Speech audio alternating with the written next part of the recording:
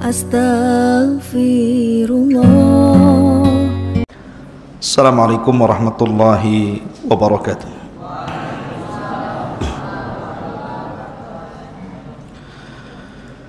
Alhamdulillah wassalatu wassalamu ala Rasulillah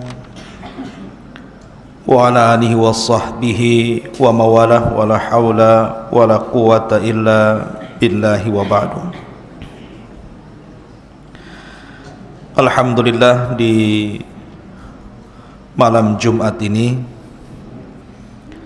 insyaallah mungkin kajian umum saya umumkan lagi kepada para santri, kita buat 3 kali dalam sepekan, malam Jumat, malam Ahad dan Ahad pagi. Jadi supaya tidak banyak antum liburnya, karena Jumat pagi mau saya buat 4 kali, cuman ada jadwal di luar paginya. Taib, malam ini kita akan membahas masih tentang a'immatud dunya, imam-imam dunia, yang berkisar tentang a'immatul muhadditsin, imam-imam yang pakar dalam hadis, di mana kitabnya menjadi rujukan kaum muslimin, bahkan rujukan ulama setelah mereka.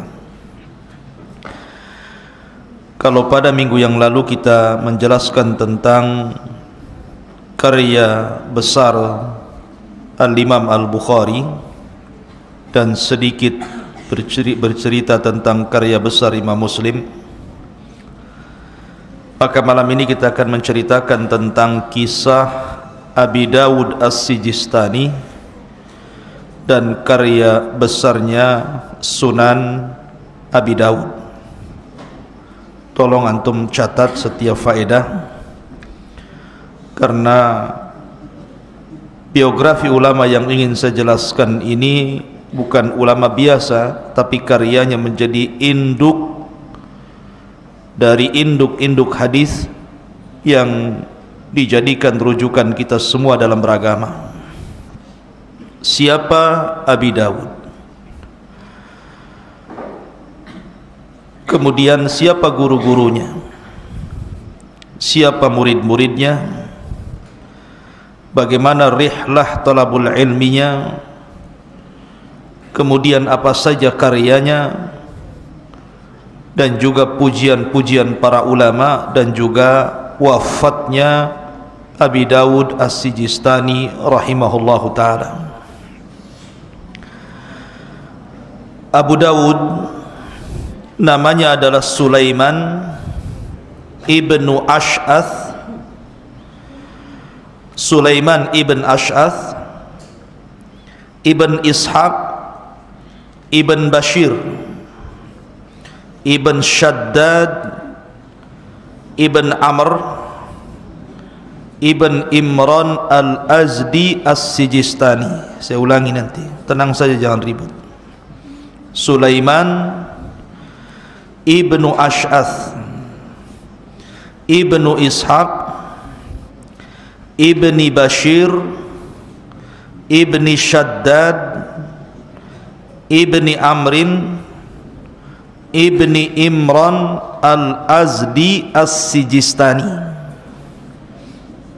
Secara singkat namanya Sulaiman ibnu Ash'ath. Jadi kalau antum ditanya siapa nama Abi Dawud, namanya Sulaiman ibnu Ash'ath. Abi Dawud itu kunyah, namanya Sulaiman ibnu Ash'ath. Dia lahir pada tahun 202 Hijriah dan wafat pada tahun 275 Hijriah. Lahir pada tahun 202 Hijriah dan wafat pada tahun 275 Hijriah.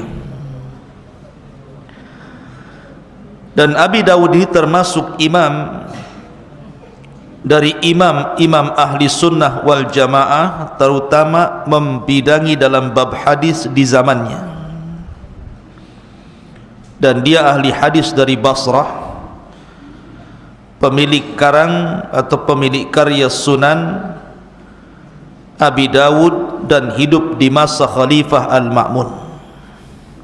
Artinya Abi Dawud itu hidup di zaman keemasan, masuk pada abad ketiga yang disabdakan Nabi SAW, khairan nasi qarni thumma alladhina yalunahum thumma alladhina yalunahum. Sebaik-baik generasi adalah generasiku, maksudnya aku dan para sahabatku, kemudian setelahnya para tabi'in, kemudian setelahnya para tabi'ut tabi'in. Jadi Abi Dawud hidup di zaman tabi'at tabi'in. Itu generasi terbaik yang masuk pada sabda Nabi sallallahu alaihi wa ala alihi wasallam. Kita sering mendengar beberapa istilah di dalam ilmu hadis. Nanti antum kalau belajar ilmu hadis ada beberapa istilah.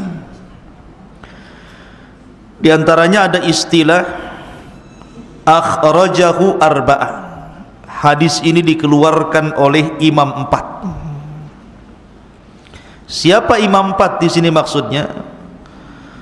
Pertama Abi Dawud, yang kedua An-Nasai, yang ketiga Ibnu Majah, dan yang keempat At-Tirmidzi.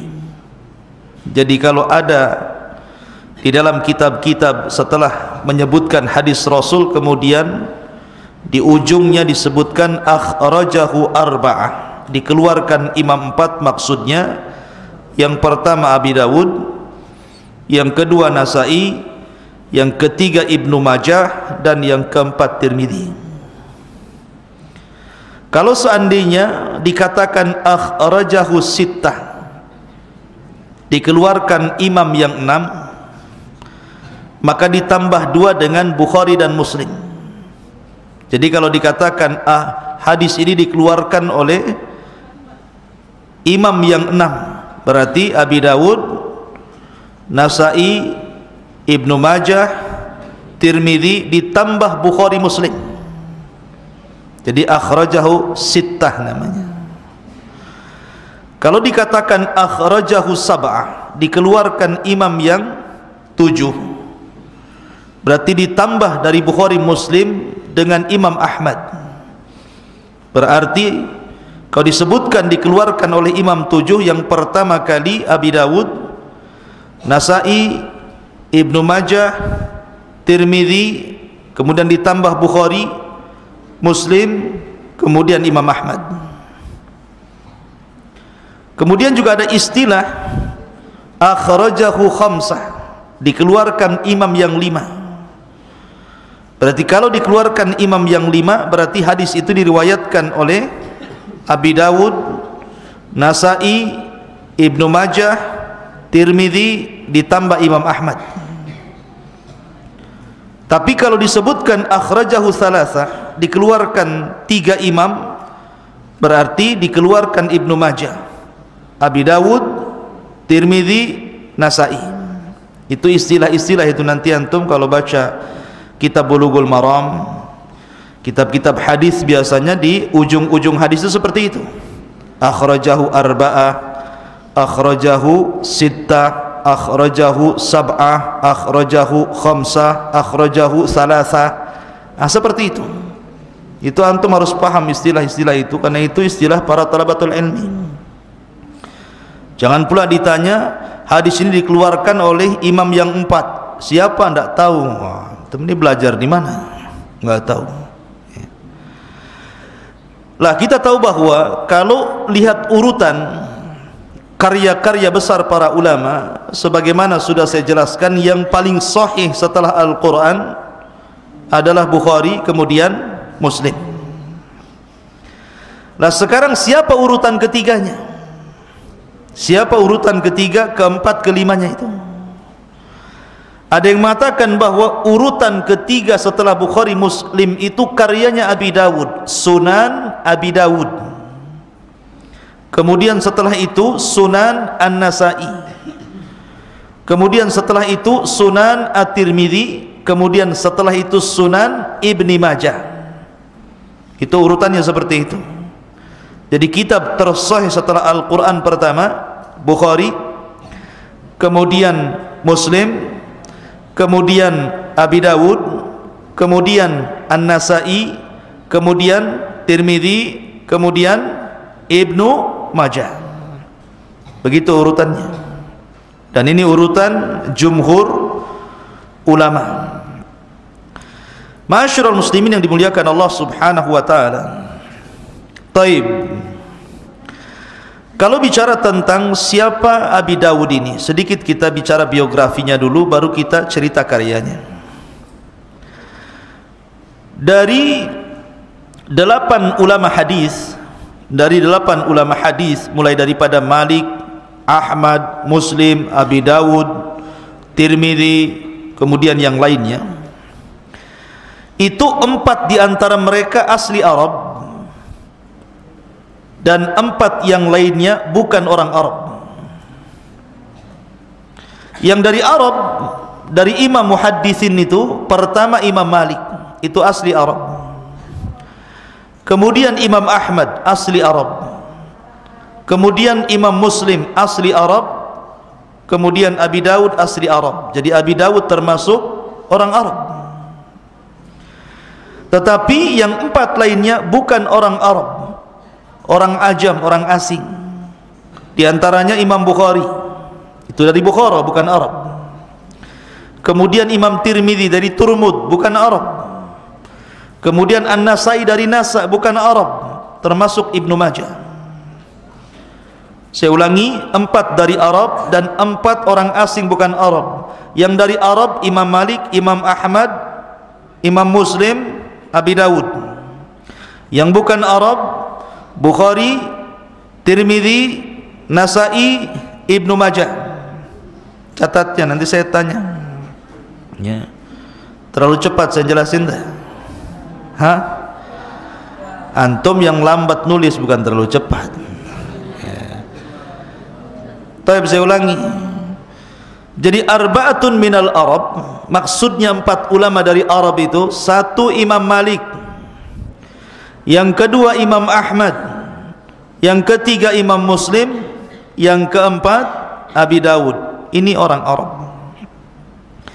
4 bukan Arab, 1 Imam Bukhari, 2 Imam Tirmidzi, 3 Imam Nasai, dan yang keempat Imam Ibnu Majah. Lah, Abi Dawud itu tadi disebutkan, setelah menyebutkan nasabnya ada kalimat Al-Azdi As-Sijistani. Kenapa disebut Al-Azdi? Azdi itu asal kelahirannya. Jadi asli Azdi itu artinya sebuah kabilah yang ada di Yaman. Jadi asal turunan Abi Dawud itu dari Yaman, dari kabilah Al-Azdi. Adapun As-Sijistani, kenapa disebut As-Sijistani? Sijistan ini karena memang dia berada di kelahiran di Sijistan sana. Sijistan itu di Afghanistan kalau sekarang ini. Di Afghanistan sana, dulu namanya Sijistan ya. Lah Abi Dawud ini sebagaimana para ulama yang lain, ikhwan, sejak kecil sudah dicintakan dengan ilmu Al-Quran dan juga hadis Nabi SAW. Sejak kecil Abi Dawud itu. Dan dia banyak rihlah ke beberapa negara untuk belajar. Disebutkan bahwa dia safar ke Hijaz. Maksudnya Hijaz itu Mekah dan Madinah. Kemudian safar ke Syam dengan berbagai macam kotanya di Syam seperti Palestina, Urdun dan Al-Asqalan dan sekitarnya. Kemudian safar ke Irak, safar ke Kufah, safar ke Baghdad, safar ke Khurasan, safar ke Rai, safar ke Harran, dan beliau menetap di Basrah. Maka disebut ulama Al-Basrah. Beliau menjadi ulama Basrah. Dan begitulah ikhwatu fiddin, muliakan Allah Azza wa Jalla, sejak dulu para ulama itu di dalam menuntut ilmu, maka mereka tidak diam di satu tempat. Mereka akan rihlah. berjalan ke beberapa daerah dan negara agar mereka mampu mengumpulkan hadis Nabi SAW yang tersebar di berbagai macam daerah dan negara, seperti Abi Daud. Makanya orang dulu, ikhwan, gara-gara satu hadis saja orang dulu itu safar berbulan-bulan. Seperti umpamanya, contohnya Jabir bin Abdullah radhiyallahu anhu, seorang sahabat Rasul, itu mendengar bahwa Abdullah ibn Unais mendengar hadis Nabi SAW. Tapi Jabir ini tidak mendengar langsung dari Abdullah ibn Unais. Dia mendengar dari orang yang mendengar dari Abdullah ibn Unais. Sementara Abdullah ibn Unais itu berada di Syam dan Jabir bin Abdullah itu ada di Madinah. Karena dia tidak mau mendengar dari orang yang mendengar dari Abdullah ibn Unais, dia langsung ingin dapat sumbernya. Bayangkan, Jabir bin Abdullah membeli unta, kemudian safar dari Madinah sampai ke Syam. Itu perjalanan 1 bulan, ikhwan, bukan 1 hari 2 hari. Hanya ingin mendapatkan 1 hadis, itu pun sudah dia dengar. Hanya ingin supaya dia dengar langsung dari sahabat yang langsung dengar dari Nabi SAW. Begitu rihlah para ulama. Atau contohnya Abi Ayyub al-Ansari radhiyallahu anhu. Abi Ayyub al-Ansari ini, dia mendengar sebuah hadis, dan hadis itu rawinya adalah dari Uqbah ibn Amir. Sementara Abi Ayyub itu kan di Madinah, sementara Uqbah bin Amir itu ada di Mesir. Hanya ingin mendapatkan 1 hadis, Abi Ayyub al-Ansari berjalan dari Madinah ke Mesir, 1 hadis saja. Jauh Madinah Mesir itu, ikhwan, berapa luas padang pasir yang dia lewati coba. Tetapi demi untuk hadis Nabi SAW, tidak peduli mereka untuk berjalan. Bahkan yang lebih takjub saya itu adalah kisahnya Zaid ibnul Hubbab. Zaid ibn Hubbab itu diceritakan, saya takjub sekali dengan cerita beliau, bagaimana beliau mencari hadis. Berkata Zaid ibn Hubbab ini, jadi suatu ketika dia berada di majlisnya Sufyan ats-Tsauri. Sufyan ats-Tsauri rahimahullahu ta'ala. Lah Sufyan ats-Tsauri ini menceritakan sebuah hadis tentang masalah perbedaan puasa kita dengan puasa ahli kita. Nabi SAW bersabda, farqu baina siyamina wa siyami ahlil kitab akalatas sahur. Perbedaan puasa kita dengan ahli kitab itu dimakan sahur.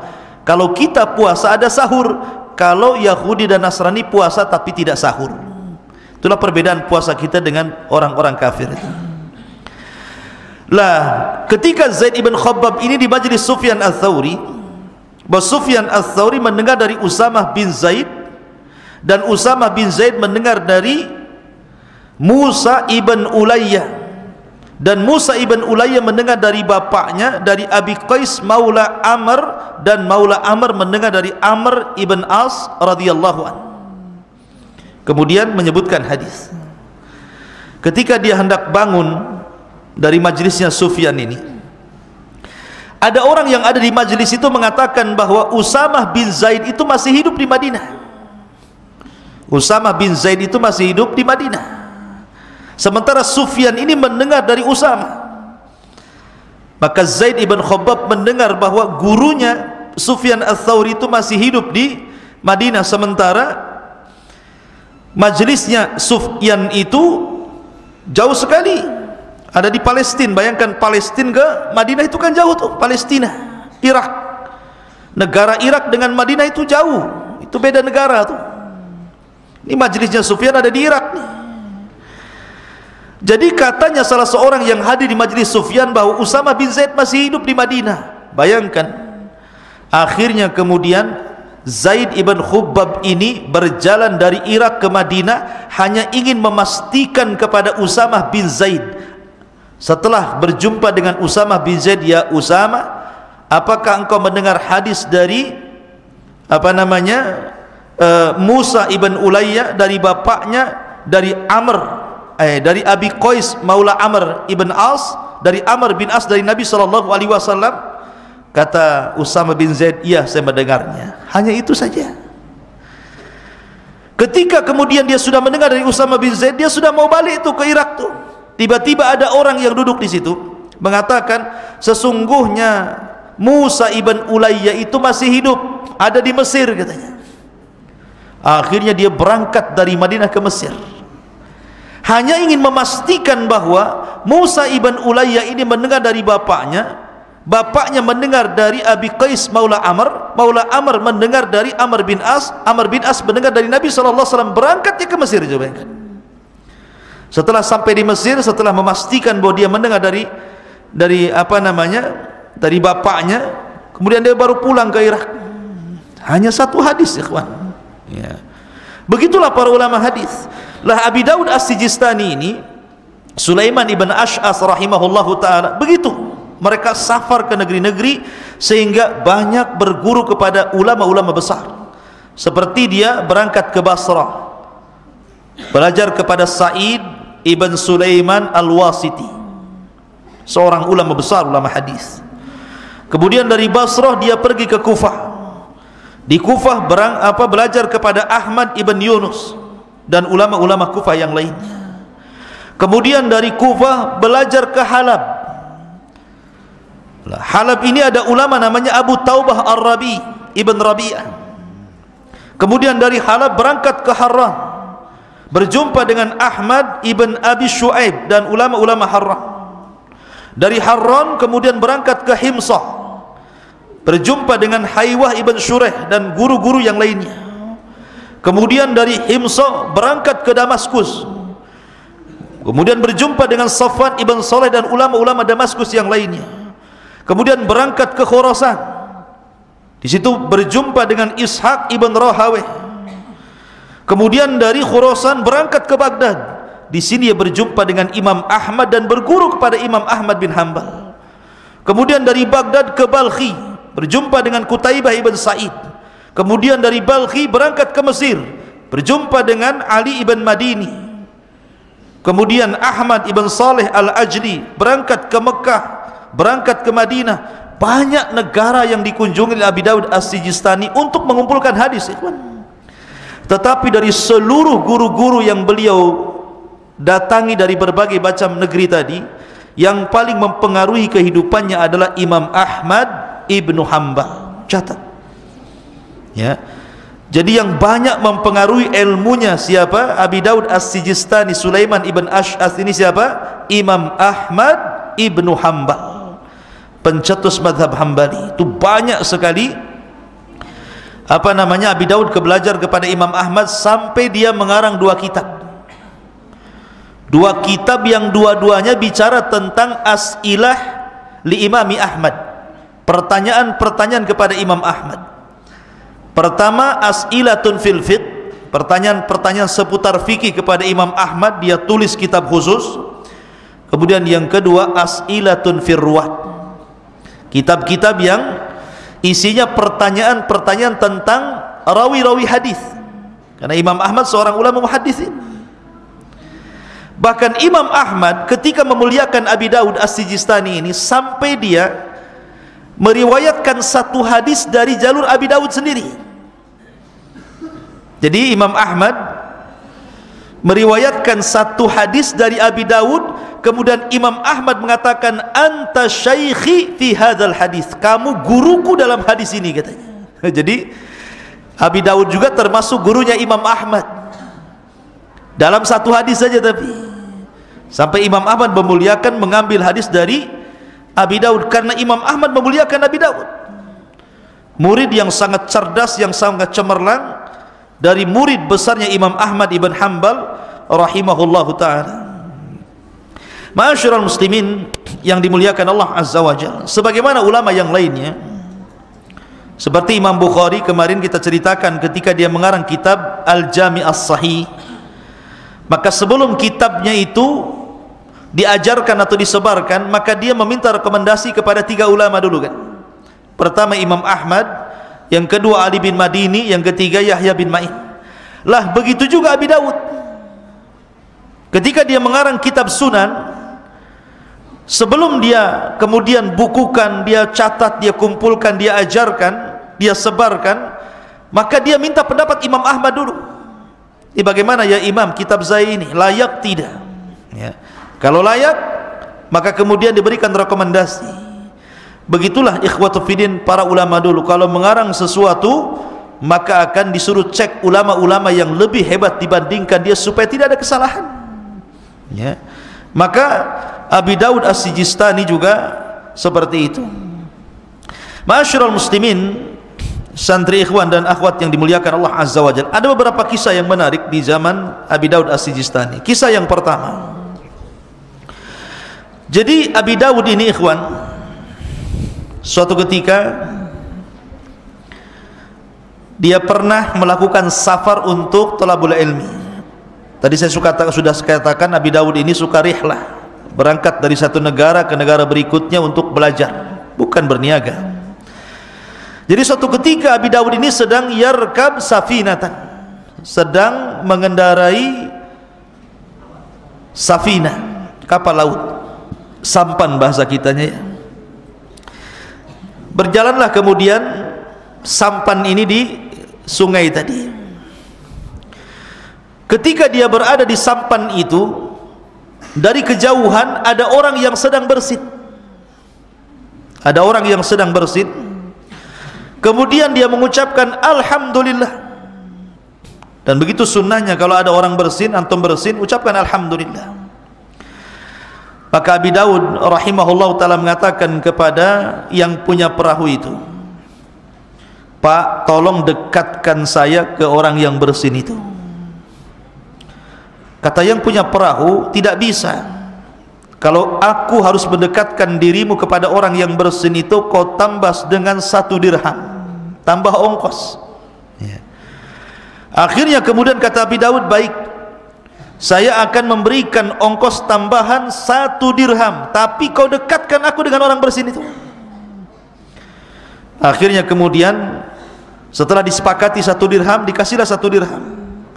Maka kemudian kapal itu pun mendekat kepada orang bersin.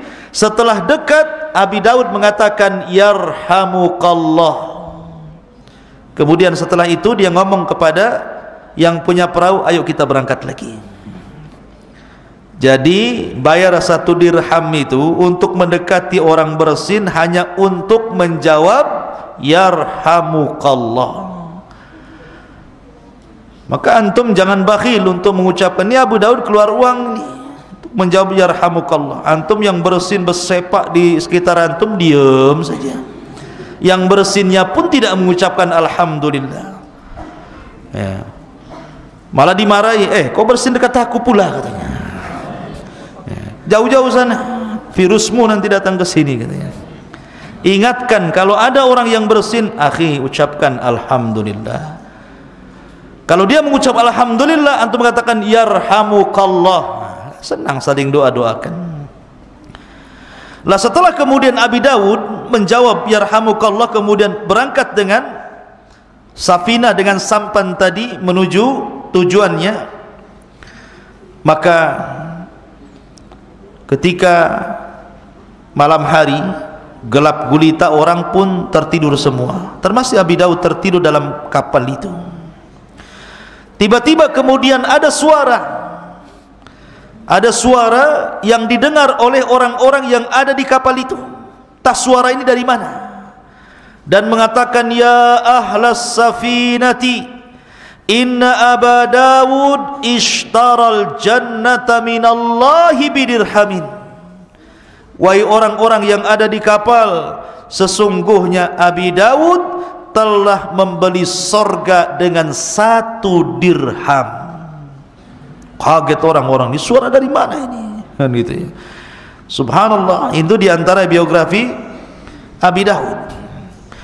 Kemudian juga kisah yang kedua, suatu ketika Abi Daud ini didatangi oleh Amirul Mukminin Abu Ahmad Al-Muwaffaq, seorang pemimpin kerajaan ketika itu, waliul amri. datang kepada Abi Dawud. Orang-orang pun kaget, karena bagaimana Amirul Mukminin, pemimpin kaum muslimin, bisa datang ke rumah Abi Dawud.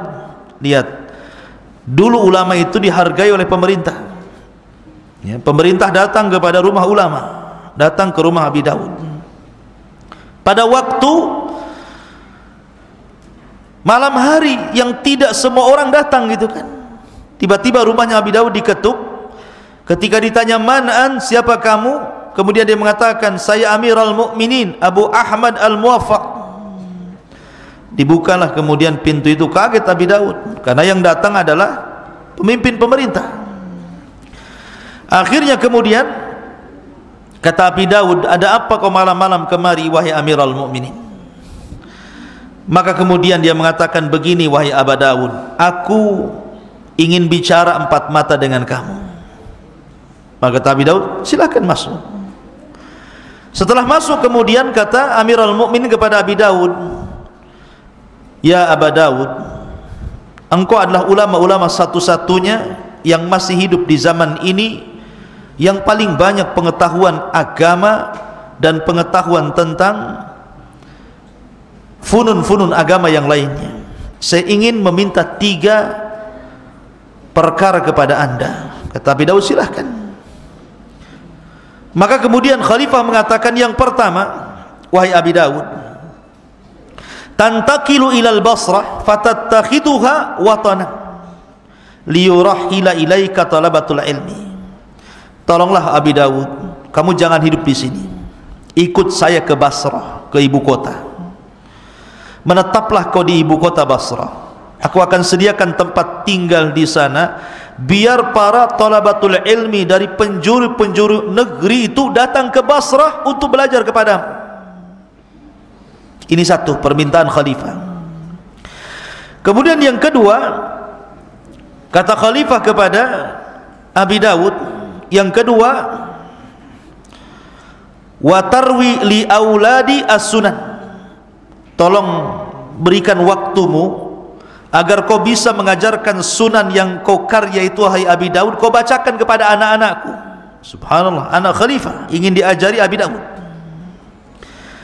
Kemudian yang ketiga, "Wa tafrud lakum majlisan fa inna auladal khulafa la yaquduna ma'al ama." Dan kamu harus punya majlis khusus untuk keluarga khalifah, karena tidak mungkin keluarga khalifah ngaji rame-rame bersama orang-orang awam. Ini 3 permintaan sang khalifah kepada Abi Dawud. Saya ulangi, permintaannya satu, agar Abi Dawud pergi dan pindah tempat ke Basrah, menetap di Basrah, biar para talabatul ilmi datang ke Basrah dan belajar kepada Abi Dawud. Yang kedua, agar dia mengajarkan kitabnya Sunan Abi Dawud dan dibacakan kepada anak-anaknya. Yang ketiga, minta majlis khusus untuk keluarga istana. Jangan sampai disamakan majelisnya bersama orang-orang awam, orang-orang yang lainnya. Kata Abi Dawud, "Baik, yang pertama kusanggupi. Saya siap berangkat dari tempatku ke Basrah dan menetap di sana. Kemudian permintaanmu yang kedua, saya sanggupi. Saya bisa ajarkan kitab saya Sunan Abi Dawud kepada anak-anakmu.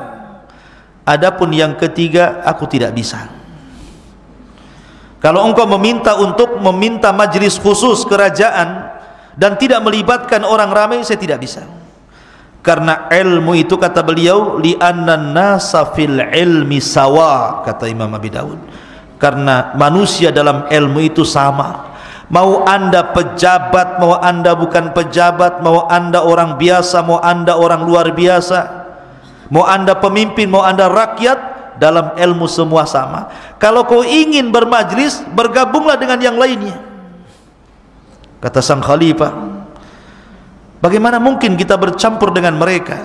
Kata Abi Dawud, "Walau ala sutra," pakai sutra, penghalang seperti ini, kan orang tidak tahu anda ada di situ. Akhirnya disanggupi. Lihat bagaimana Abi Dawud memperlakukan ilmu, memuliakan ilmu, dan bagaimana waliul amri saat itu juga menghargai para ulama. Ya. Begitulah ikhwatu fiddin akhlaknya Abi Dawud kepada ilmu, memuliakan ilmu luar biasa. Ma'asyiral muslimin, santri ikhwan dan akhwat yang dimuliakan Allah Subhanahu wa taala. Taib. Kemudian juga Abi Dawud ini, karena dia banyak belajar kepada Imam Ahmad, sehingga sifat-sifat baik Imam Ahmad itu terwarisi oleh Abi Dawud. Sampai-sampai para ulama mengatakan,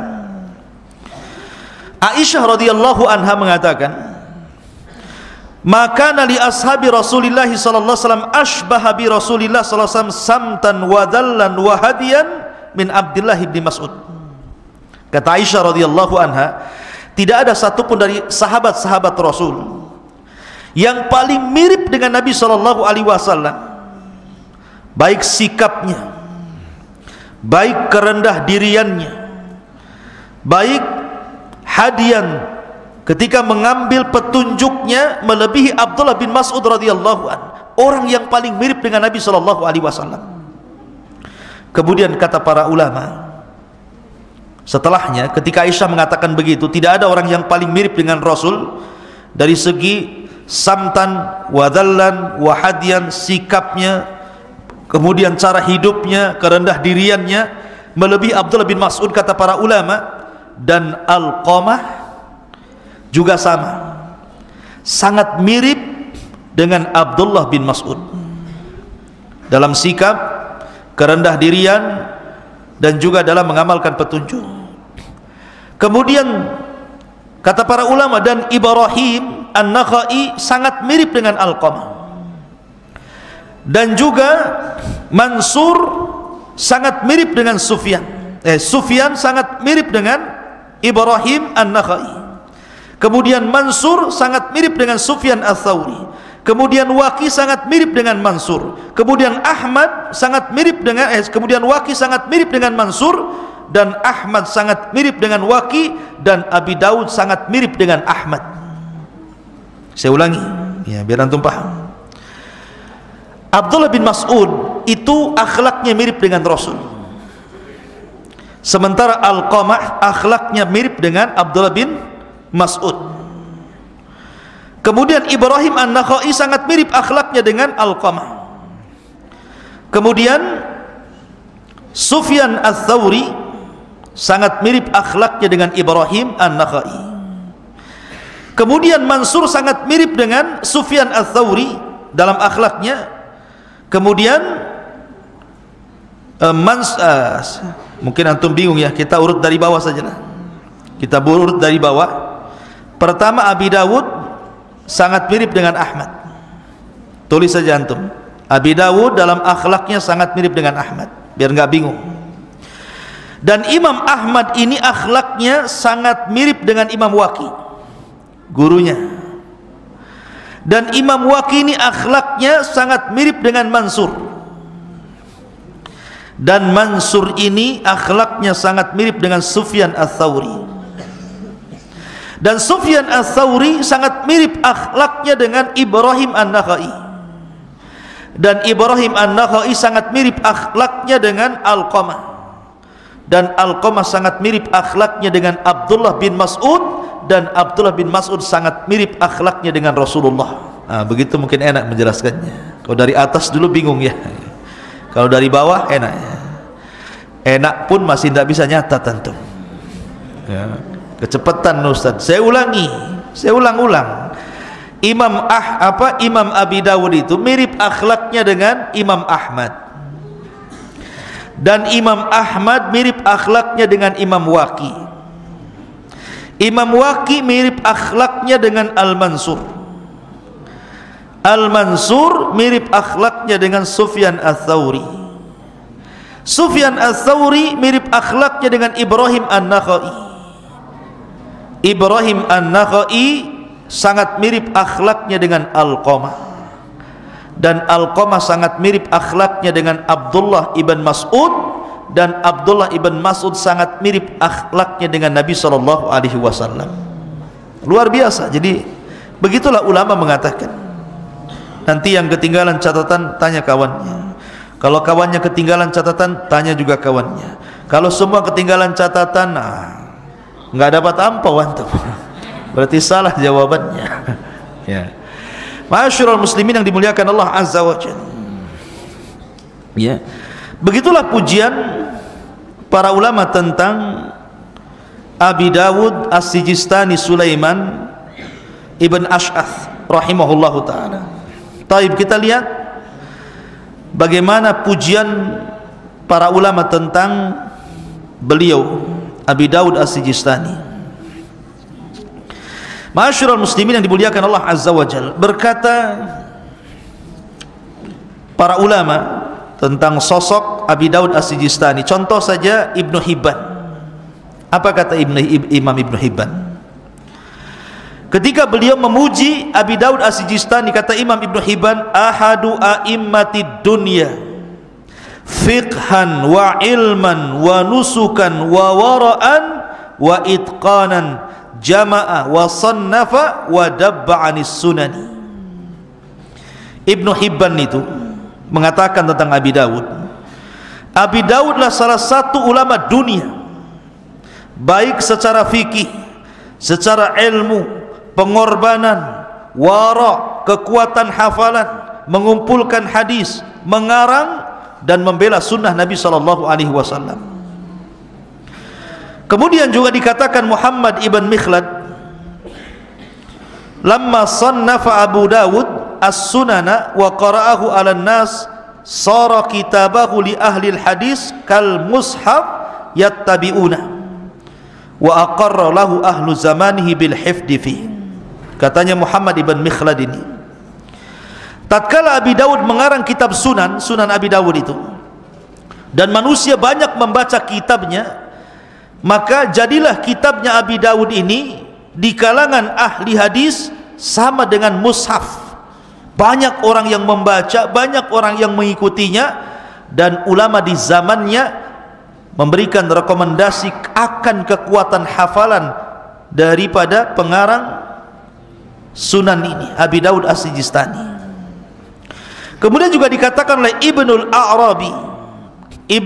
A'rabi, "Lau anna rajulan lam yakun indahu minal ilmi illa al-mushaf alladhi fihi kitabullah thumma hadzal kitab lam yahtaj minhuma illa ila syai'in minal ilmi batta." Sampai beliau mengatakan, kalau andai ada seorang laki-laki lam yakun indahu minal ilmi, dia tidak punya ilmu kecuali mushaf yang di dalamnya ada kitab Allah, kemudian kitab ini maksudnya kitab Abi Dawud, itu sudah cukup. Artinya saking hebatnya Sunan Abi Dawud yang dikarya oleh Abi Dawud rahimahullahu ta'ala. Bahkan sebagian para ulama menyamakan Imam Abi Dawud dengan Nabi Dawud. Kalau Nabi Dawud itu dimudahkan untuk mematah-matahkan besi, alyana lahul hadid, tetapi kalau Abu Dawud alyana lahu al hadis. Jadi kalau Dawud alyana lahul hadid, kalau Abu Dawud alyana lahu al hadis. Sebagaimana Nabi Allah Dawud dilembutkan, dimudahkan untuk mematah-matahkan besi sehingga dirangkainya menjadi sebuah baju besi, baju perang. Begitu juga Imam Abi Dawud dimudahkan untuk mempelajari ilmu hadis. Saking cerdasnya sampai ulama mengatakan, lamma sanafa Abu Dawud kitabas sunani alyan li Abi Dawud al hadis kama alyan li Dawud al hadid. Tatkala beliau mengarang kitab Sunan, maka Allah lembutkan kepada Abi Dawud hadis sebagaimana Allah lembutkan kepada Nabi Allah Dawud besi-besi untuk dirangkai menjadi baju besi. Dan banyak lagi pujian para ulama, tidak mungkin saya jelaskan. Baik, kita masuk pada karyanya Sunan Abi Dawud. Ma'asyiral muslimin yang dimuliakan Allah Azza wa Jalla, tadi sudah saya katakan ikhwan tentang sedikit karya beliau Sunan Abi Dawud. Apabila disebut akhrajahu arba'ah, dikeluarkan imam 4 dalam kitab-kitab hadis, maka yang harus dipahami oleh para talabatul ilmi. Yang pertama adalah Abi Dawud, Nasai, Tirmidzi dan Ibnu Majah. Lah Abi Dawud ini dalam karya sunannya masuk pada peringkat ketiga menurut jumhurul ulama. Setelah Bukhari, Muslim, Abi Dawud, dia peringkat ketiga kitab tersahih setelah Al-Quran. Tetapi sudah saya katakan, kalau Bukhari Muslim mensyaratkan dalam kitab Sahih Al-Bukharinya itu tidak memasukkan hadis kecuali yang sahih, makanya kitab keduanya disebut Al-Jami As-Sahih. Antum ingat kitabnya Sahih Bukhari apa namanya? Al-Jami As-Sahih Al-Musnad Al-Mukhtasar min umuri Rasulillah sallallahu alaihi wasallam min sunanihi wa ayyami. Siapa yang masih ingat? Jangan lihat buku. Nama Sahih Bukhari. Siapa yang masih ingat? Ada yang ingat? Saya ulangi. Al-Jami As-Sahih Al-Musnad Al-Mukhtasar min umuri Rasulillah sallallahu alaihi wasallam wa sunanihi wa ayyami. Itu nama kitab Sahih Bukhari, bukan Sahih Bukhari. Sahih Bukhari itu kan singkatan saja. Begitu juga Imam Muslim, disebut kitabnya As-Sahihul Jami atau dikenal dengan Imam Muslim. Kenapa disebut Al-Jami As-Sahih kedua kitab ini? Karena Imam Bukhari dan Muslim tidak memasukkan dalam kitabnya kecuali hadis sahih saja. Beda dengan sunan. Sunan Abi Dawud, Sunan Ibnu Majah, Sunan An-Nasai, Tirmidzi, Darimi dan begitu seterusnya. Dia tidak menghususkan kitabnya itu hadis-hadis sahih saja, tidak. Pokoknya semua hadis yang sampai kepada mereka, kemudian mereka kumpulkan, kemudian mereka bukukan, kemudian kitab mereka disebut sunan. Cuman kalau para ulama dulu sebelum ada Abi Dawud dan juga ulama-ulama yang mengarang kitab sunan, kitab-kitab mereka itu diberi nama Al-Jawami atau Al-Masanid. Al-Jawami atau Al-Masanid, ya. Artinya pembahasannya lebih lengkap. Tetapi kalau sunan ini bicara tentang berkisar masalah hukum-hukum fikih saja, seperti tohara, kemudian sholat, zakat, puasa, nikah, talak, buyu. Intinya bahwa kitab sunan ini hanya bicara tentang ahkamul ibadah, hukum-hukum ibadah saja, mulai bab ibadah sampai bab muamalah. Tidak ada padanya akidah. Seperti Bukhari kan ada kitabul iman.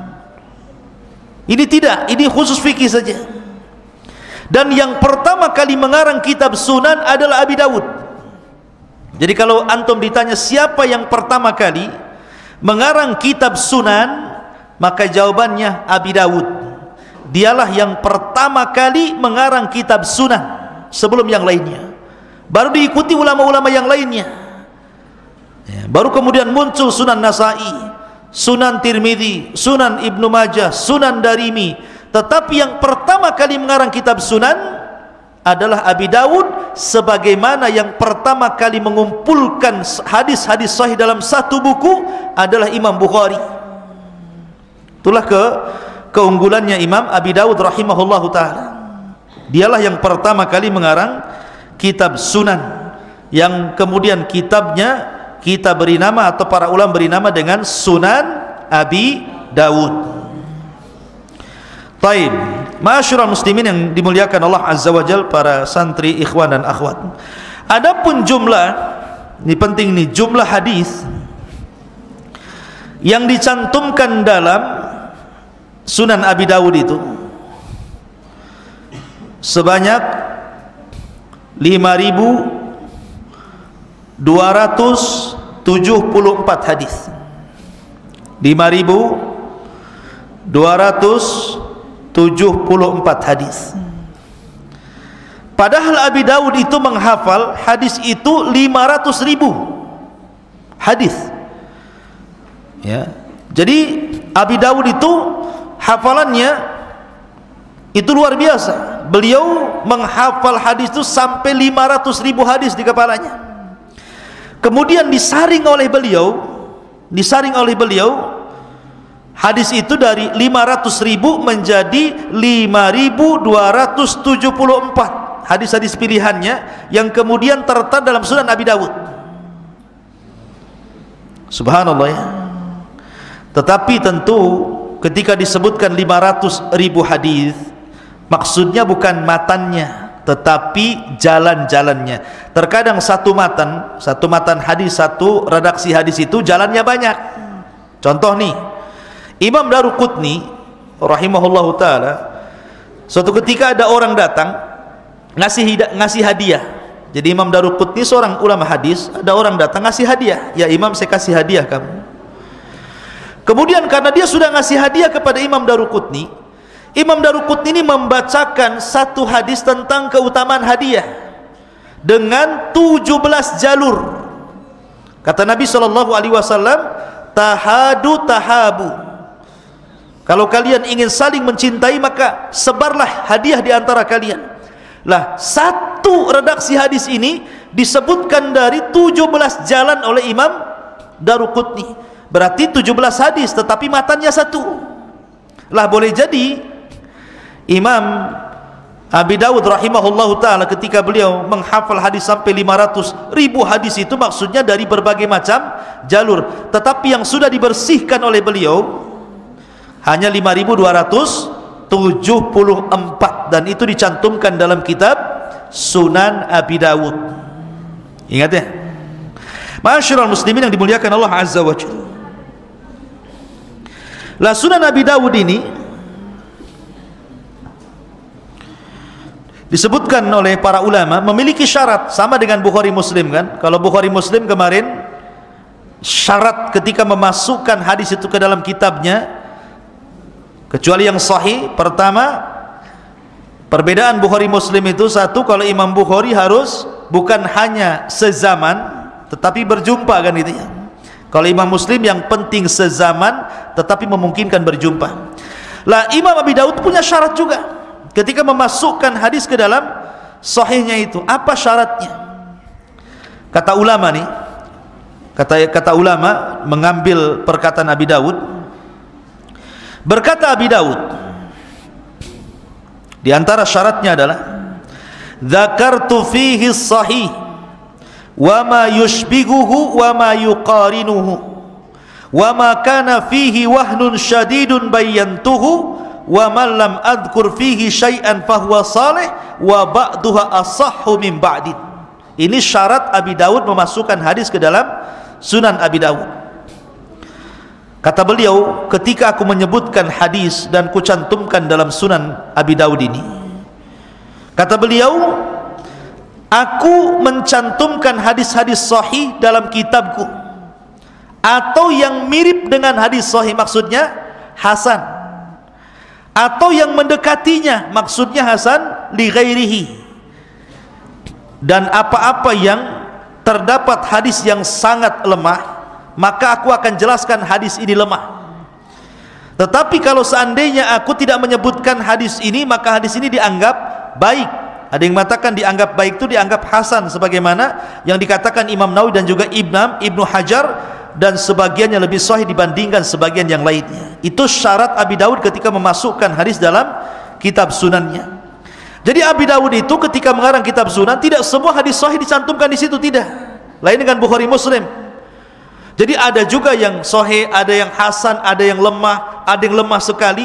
Tapi Abi Dawud menjelaskan kalau hadis ini sahih ya sahih, kalau hadis ini dhaif dijelaskan hadis ini dhaif, hadis ini dhaif jiddan, hadis ini tidak bisa dijadikan hujah, dijelaskan supaya manusia tidak keliru. Dan begitu tanggung jawab antum kalau nanti keluar dari Jabal Uhud, kemudian Allah takdirkan antum jadi dai, kemudian antum menyebutkan sebuah hadis, maka biasakan sebutkan derajat hadisnya. Kalau hadis ini dhaif, katakan hadis ini dhaif. Kalau hadis ini palsu, katakan hadis ini palsu, ya, supaya manusia tidak menyangka hadis palsu nanti dijangka sahih. Nah, dikhawatirkan dia mengamalkan hadis yang bukan hadis, nanti masuk pada sabda Nabi SAW, barang siapa yang mengada-adakan perkataan dinasabkan kepada Nabi sallallahu alaihi wasallam, falyatabawa maq'adahu minan nar, silahkan tempat duduknya di neraka. Maka Abi Daud menjelaskan tuh, kalau hadis ini dhaif dijelaskan. Lalu kalau seandainya ada orang bertanya, kalau seandainya Abi Daud sudah tahu hadis ini sahih, hadis ini lemah, kenapa pula dicantumkan yang lemah? Kenapa tidak yang sahih-sahih saja? Maka kita katakan karena Abi Daud tidak bermaksud mengumpulkan hadis-hadis sahih sebagaimana Bukhari Muslim. Ya, dia hanya ingin mengumpulkan hadis-hadis kemudian dijadikan satu yang bercerita tentang hukum-hukum kemudian dicantumkan di situ. Jadi bukan bermaksud mengarang kitab hadis sahih. Lain dengan Imam Nasai. Imam Nasai itu punya karya namanya Sunan An-Nasai. Kemudian oleh murid-muridnya diminta untuk supaya Imam Nasai meringkas kitab hadis-hadis yang sahih dari Sunannya Nasai, maka dikaranglah oleh Nasai kitab namanya Al-Mujtaba, supaya tersaring hadis-hadis yang sahih dari yang dhaif dalam kitabnya Al-Mujtaba. Nanti akan sampai kisah Imam Nasai. Tapi yang jelas bahwa tujuan Abi Dawud itu hanya memasukkan hadis-hadis yang beliau dengar, kemudian beliau jelaskan derajatnya dalam kitabnya. Ma'asyiral muslimin yang dimuliakan Allah Azza wa Jalla, santri ikhwan dan akhwat yang dimuliakan Allah Azza wa Jalla. Dan sampai hari ini Sunan Abi Dawud menjadi kitab yang fenomenal, dijadikan rujukan para thalabatul ilmi. Adapun Abi Dawud ikhwan, sepanjang hidupnya dihabiskan untuk berdakwah, sepanjang hidupnya dihabiskan untuk berdakwah dan mengajar hadis. Bahkan dia dikenal dengan zuhudnya, sampai Abi Dawud itu punya pakaian kayak gini, tapi ada dua kantongnya, yang satu gede kali di sini kantongnya, yang satu kecil di sini. Jadi dua kantong ini satunya besar kantongnya, satunya kecil di sini, kayak Doraemon ya. Kantongnya besar. Jadi tanyalah sama orang, Abi Dawud, kenapa kok kantong bajumu gede kali, katanya. Kata Abi Dawud, adapun yang besar ini kantong ini aku gunakan untuk tempat kitab ya, karena dulu kan nggak ada tas. Antum kan sekarang ada tas tenteng enak kan, orang dulu kan nggak nenteng-nenteng tas. Jadi dia punya baju kemudian tasnya gede itu, kenapa? Kantongnya gede itu supaya kitabnya bisa masuk di situ ya. Coba antum buat kayak gitu baju. Buat kantong gede kali di sini kan. Ini untuk apa? Untuk tempat recehan uang, Ustaz. Untuk kitab ya. Jadi Abi Dawud tuh zuhudnya kayak gitu, sampai bajunya ada kantong itu bak kitabnya di situ. Jadi memang zuhudnya luar biasa. Dan Abi Dawud rahimahullahu taala, sekali lagi hidupnya dihabiskan untuk talabul ilmi. Maka pas ketika tahun 275 Abi Dawud pun wafat, meninggal dunia, dan menorehkan karya-karya yang banyak. Dan yang paling banyak karyanya adalah, yang paling fenomenal karyanya adalah Sunan Abi Dawud rahimahullahu ta'ala. Taib ya. Kita buat tanya jawab. Di sini ada ampau. Ini 3 untuk akhwat, 4 untuk ikhwan ya, isinya untuk beli kerupuk. Taib. Sekarang ikhwan dulu, tutup bukunya. Saya minta bagian di sini, siapa nama Abi Dawud? Antum berdiri.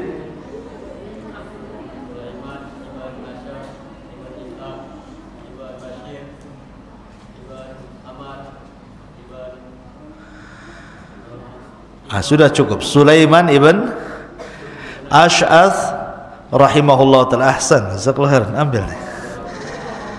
Afwan nih ampaunya, selamat Idul Fitri pula. Masih lama Idul Fitri. Bisa untuk beli kerupuk. Jazakallahu khairan. Ya. Baik, pertanyaan yang kedua, sebelah sini. Tahun berapa Abi Dawud meninggal dunia? Antum berdiri. Ahsan, masya Allah, zakallah khairan. Sini. Bisa beli kerupuk. Oke. Balik lagi sebelah sini.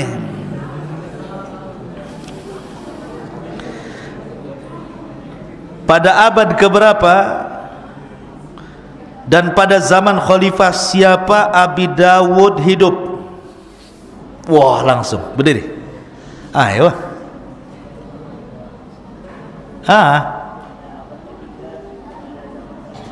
Ahsan, masya Allah, zakallah khairan. Taib. Sekarang rame-rame karena tinggal satu. Taib.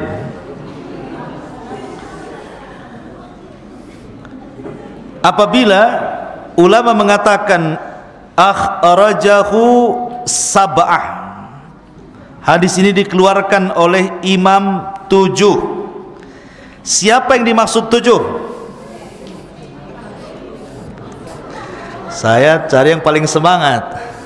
Paling semangat tuh. Antum ya, antum yang semangat tuh, yang gini-gini. Ya, ayolah. Berdiri, ngapain antum duduk? 1 2 3 4 Ahsan 6 7 Ahsan, masya Allah. Fadhal. Sekarang giliran akhwat. Siapa akhwat? Taib. Jangan lihat buku. Sebutkan 4 daerah Abi Dawud rihlah untuk mencari hadis. 4 daerah saja. Kemana saja Abi Dawud rihlah itu? Tolong kasihkan mic.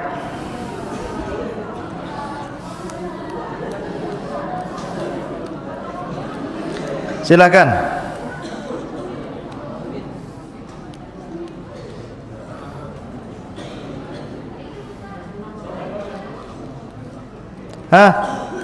Mana suaranya?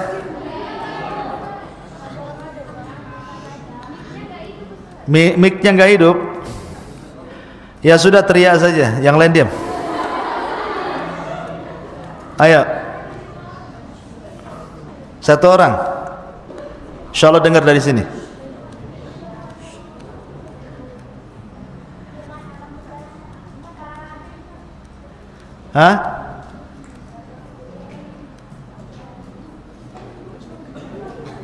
Saya ulangi pertanyaannya. 4 daerah Abi Dawud rihlah untuk talabul hadis. 4 daerah saja, tak banyak-banyak. Tiban,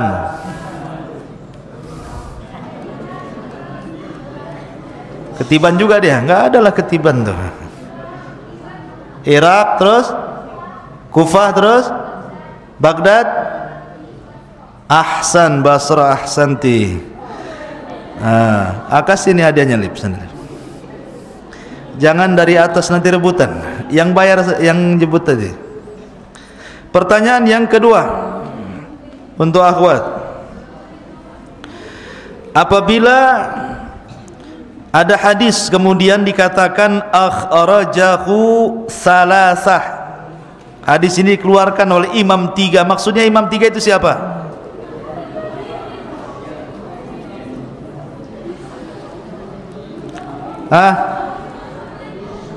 Coba diam yang lainnya biar bisa didengar ke sini. 1. Ibnu Majah ada salah pula kawan nih. Mana ada Ibnu Majah? Dah salah yang lain. Dah awal teriak kencang pula salah.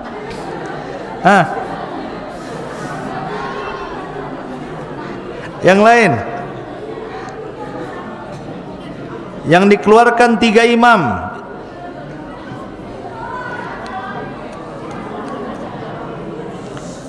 Diam, yang lain. Abi Dawud ahsan, Tirmidzi ahsanti.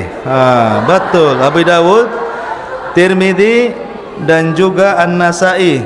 Nih, Ustaz Alif tolong kesana. Baik, terakhir. Pertanyaan yang terakhir.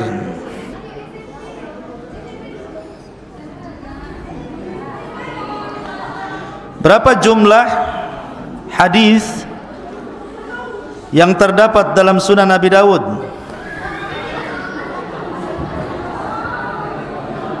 Ayah, jangan ribut.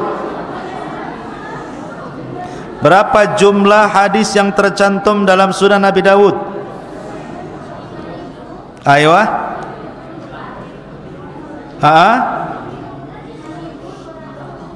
Ahsanti. Alhamdulillah. Baik, kasihkan tiga-tiganya. Ya. Insyaallah kita jumpa di malam minggu dan minggu pagi. Mudah-mudahan ada manfaatnya. Subhanakallahumma bihamdika asyhadu an la ilaha illa anta astaghfiruka wa atubu ilaik. Allah ta'ala. Assalamualaikum warahmatullahi wabarakatuh.